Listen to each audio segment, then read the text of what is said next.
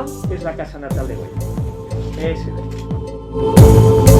Queremos fijar definitivamente la función y el espacio de Aragón, de la tierra de Goya, en el cultivo y en la expansión universal del legado de Goya. Aragón, por suerte, anda sobrada de talento y nadie ejemplifica mejor esa vocación de talento y esa vocación de universalidad que nuestro paisano Goya.